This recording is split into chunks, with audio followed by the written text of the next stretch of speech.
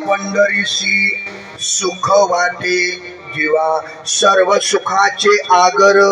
बाप रखमा सर्व सुखाचे आगर म्हणे नरहरी सोनार तुम्हाला सुखाची प्राप्ती करायची असेल करून घ्यायची असेल तर ठेवी लढते तैशीची राहावे आणि चित्त असू द्यावे कोणत्याही गोष्टीचा अभ्यास करू नका सुखाची प्राप्ती होती परंतु आता काय सांगावं आपल्याला रात्रंदिवस एकच ध्यास आहे तो म्हणजे संसाराचा अभंगाचे दुसरे चरण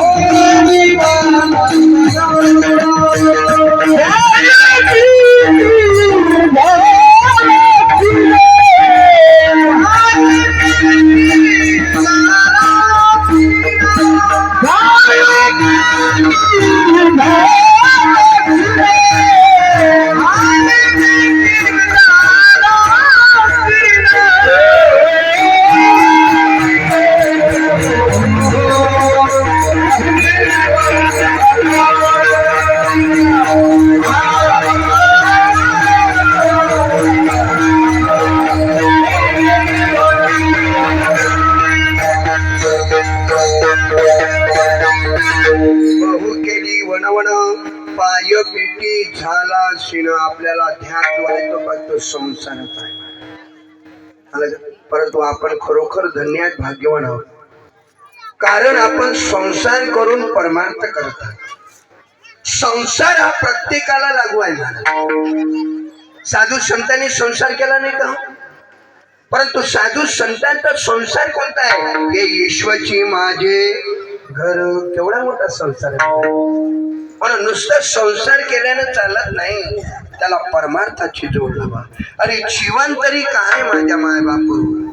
जिंदगी एक किराए का घर है जिंदगी एक किराए का घर है एक ना एक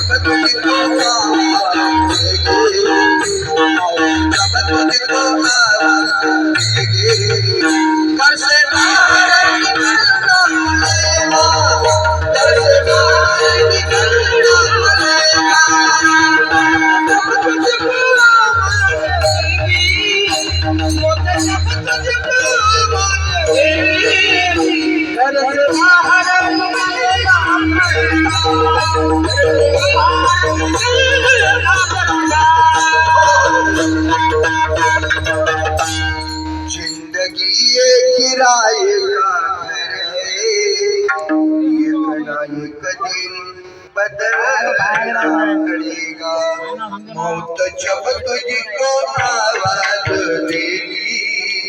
माँ थोड़ी छोड़ जाना पडेगा म्हणून समोरची काळजी करा. मृत्यू आपल्याकडे उभा आहे तो एक दिवस आपल्याला ग्रासणार आहे म्हणून आज मला खरोखर अति आनंद वाटतो कारण हा जो सोहळा मी डोळ्याने बघतो महाराज हा सोहळा आज ही महाराज मंडळी बसलेली आहे विद्वान आहे आमच्या सारखा काय साधू परंतु मज पामराशी काय थोरपण पायीची वाहन पायी बरी नाहीतर आमच्या सारखे असले हे महंत महामंडलेश्वर आमचा ताफाच वेगळा असतो पण या दासगिरी महाराजच वेगळा आहे विठ्ठल विठ्ठल विठ्ठल जेव्हा दीक्षा धारण केली महाराज मी महंत महामंडलेश्वर दीक्षा तेव्हा एक शपथ घेतली कोणती अंकाराचा वारा न लागो रास साप भगवंता फक्त मला अंकार प्राप्त होऊ देऊ नको गरीब का राहत नाही झोपडी का राहत नाही त्या ठिकाणी सुद्धा मी जातो विठ्ठल विठ्ठल विठ्ठल म्हणून माझ्या मायबाप हो संसार करून परमार्थ करा कारण तो संसार करून परमार्थ करतो त्याची काळजी भगवंत करतो महाराज सकळ जीवांचा करतो सांभाळ तुझं मोग लिलाशे नाही आता काल्याचं कीर्तन म्हटलं हे जे विषय